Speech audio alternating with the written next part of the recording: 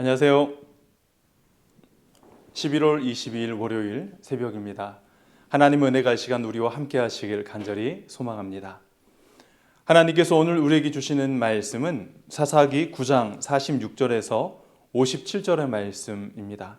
사사기 9장 46절에서 57절의 말씀 제가 받들어 봉독하겠습니다.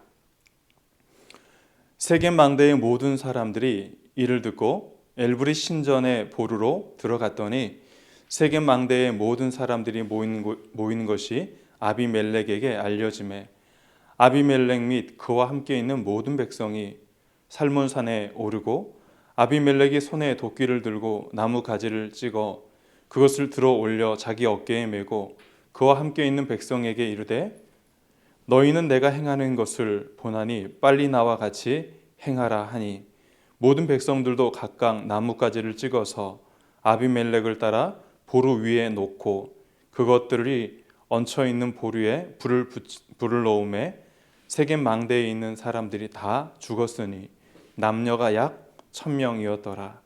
아비멜렉이 데베스에 가서 데베스에 맞서 진치고 그것을 점령하였더니 성읍 중에 견고한 망대가 있으므로 그 성읍 백성의 남녀가 모두 그리로 도망하여 들어가서 문을 잠그고 망대 꼭대기로 올라간지라.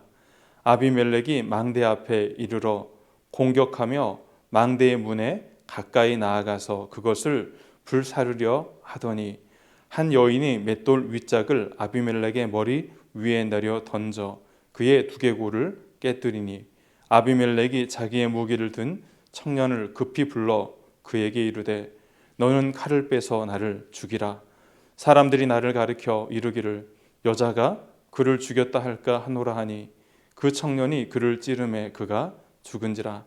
이스라엘 사람들이 아비멜렉이 죽은 것을 보고 각각 자기 처소로 떠나갔더라. 아비멜렉이 그의 형제 70명을 죽여 자기 아버지에게 행한 악행을 하나님이 이같이 갚으셨고 또 세겜 사람들의 모든 악행을 하나님이 그들의 머리로 갚으셨으니 여룻바알의 아들 요담의 저주가 그에게 응하니라. 아멘. 오늘 본문의 모든 비극은 기드온이 살아왔던 삶의 부정적인 영향에서 시작되며 하나님의 섭리와 약속으로 끝을 맺고 있습니다. 기드온은 왕이 되지 않겠다고 말을 했지만 많은 아내를 두었고 70명의 아들을 낳고 왕과 같이 살았습니다. 말의 순종과 행위의 불순종, 이러한 기드온의 모습은 오늘을 살아가는 우리의 모습 속에서도 발견할 수 있습니다. 말은 하나님께 순종하겠다라고 이야기를 하였지만 실제로 삶으로는 그렇게 살지 못하는 경우가 참 많이 있지요. 기드온은 아내를 많이 두었을 뿐만 아니라 세겜에 첩을 두고 그에게 낳은 아들에게 아비멜렉이라는 이름을 지어주었습니다. 아비멜렉 이름의 뜻은 나의 아버지는 왕이라는 의미이지요. 아비멜렉에게 이름을 지어준 이가 기드온이었다면 그는 비록 말로서는 왕으로서의 삶을 살지 않겠다, 왕이 되지 않겠다고 말을 했지만 그가 지향하고 꿈꾸는 것은 왕으로서의 삶이었다는 사실을 우리는 알 수가 있습니다. 아비멜렉은 기드온이 누렸던 왕이 아니지만 누렸던 영화를 보고 동경하였지요. 그는 비록 첩의 자녀였지만 자신의 친족인 세겜 사람들을 통해 왕으로 등극을 하게 되어줍니다. 이러한 아비멜렉이 이스라엘의 지도자로 등극하기까지 기드온의 70명의 아들은 잔인하게 살해를 당하고 요담만 살아남아 세겜 백성들을 향해 하나님의 뜻을 전달하지요. 우리가 흔히 말하는 요담 우화가 그것입니다. 3년의 통치가 끝나가는 무렵 세겜 백성이 자신을 배신했다는 소식을 들었습니다. 자신의 등극을 도왔던 세겜 사람들을 아비멜렉은 잔인하게 살해하기 시작하지요. 요담의 우화에서처럼 가시나무를 배신하면 그가 불로 삼킬 것이라고 위협한 것처럼 아비멜렉은 자신의 그늘을 거부한 세겜 사람들을 모조리 살육하고 불태웠습니다. 세겜 사람들의 죽음은 그들이 한 일이 진실하지도 않았으며 완전하지도 않았음을 증명하고 있습니다. 아비멜렉의 보복은 세겜 사람을 죽이는 데 멈추지 않았습니다. 그는 자신이 죽기 전까지 지속적으로 이런 만행을 저질렀던 것이지요. 아비멜렉은 이번에 세겜에서 북동쪽으로 18km 정도 떨어져 있는 네베스로 향합니다. 네베스 사람들은 세겜 사람들과 더불어 아비멜렉을 배반했을 가능성은 있지만 확실하게 설명이 나오질 않고 있습니다. 반역과 관계가 있었을지라도 지나친 사륙은 금지되어 있었고, 그렇지 않았다면 데베스 사람들을 향해서 가서 그들을 죽이려고 했던 이유 중에 하나는 자신의 지도자로서의 권력을 유지하기 위해서 본보기로 삼았던 것일 수 있다라고 추측할 수가 있습니다. 어떠한 모양으로든 아비멜렉의 행위는 잔악하고 잔인한 살인의 행위였습니다. 아비멜렉은 손쉽게 데베스에 진을 치고 그곳을 점령하였지요. 아비멜렉은 세겜 망대와 동일한 방법으로 망대를 불태울 계획을 세우고 불을 지르고 망대 입구에 가까이 다가갑니다.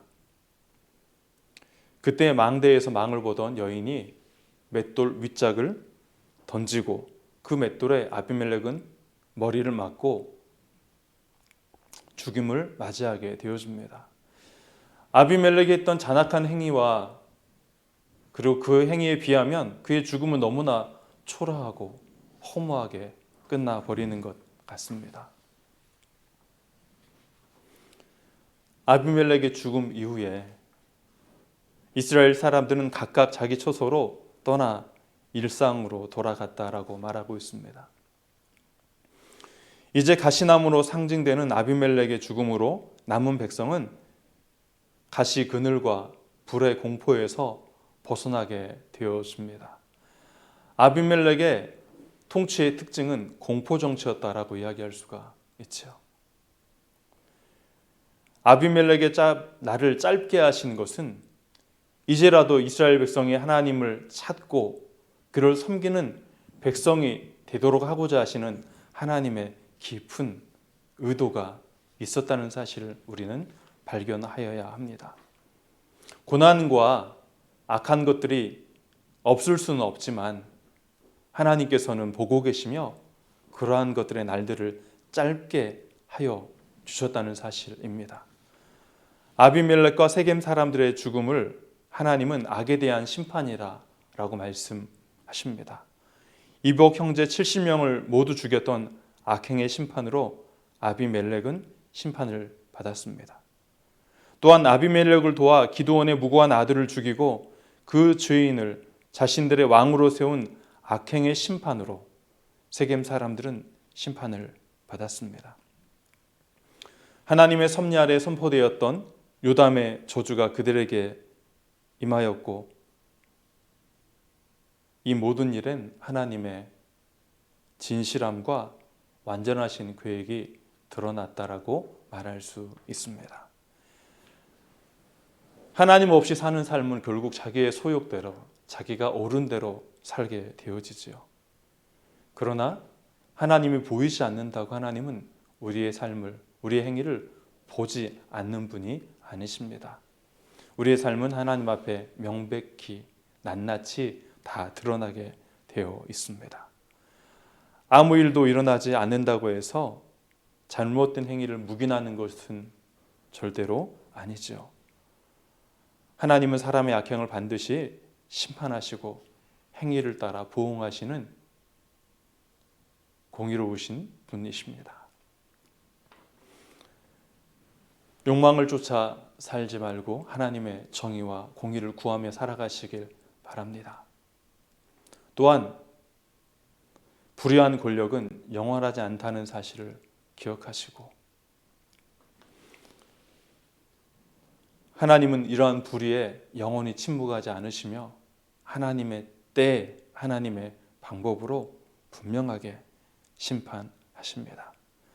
우리가 살아가는 세상은 악이 득세하고 보응이 없는 것처럼 보일 때가 있지만, 그러나 여러분 불평하지 마시고 하나님의 역사 속에 하나님께서 통치하시는 그 역사가 길다는 사실을 기억하시며, 분명하게 하나님은 그러한 모든 것들을 보응하시며 하나님의 뜻을 이루어 가시는 분이심을 기억하시며 살아가시기를 바랍니다.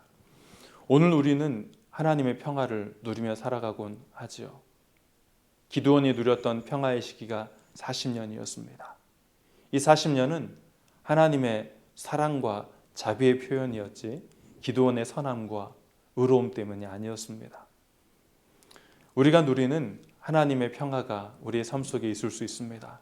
그러나 우리의 선함과 믿음 때문이 아니라 하나님의 사랑과 자비가 우리보다 더 크시다는 사실을 기억하시며 오늘 하루도 이 한 주간도 그렇게 살아가시고 초심을 잃지 말고 하나님만을 온전하게 섬기며 살아가는 영함의 가족들이 되시기를 간절히 소망합니다. 하나님의 공의와 정의가 우리 삶 속에 이루어지기를 간절히 기도하고 소망합니다. 보이지 않는 하나님께서는 우리의 모든 삶을 보고 계심을 믿습니다. 우리의 삶이 때로는 곤고하고 고난의 연속일 수 있지만, 그러나 하나님, 이것이 영원하지 않음을 하나님께서는 아시고 또한 우리가 믿음으로 고백하오니 우리의 날에 하나님의 평화와 하나님의 사랑과 자비가 가득할 수 있도록 우리의 삶을 인도하여 주옵소서. 추운 날씨 사랑하는 영함의 가족들 모두 강건할 수 있도록 도우시며 주님의 은혜의 장중에 머물 수 있도록 인도하여 주옵소서. 예수님의 이름으로 기도합니다. 아멘.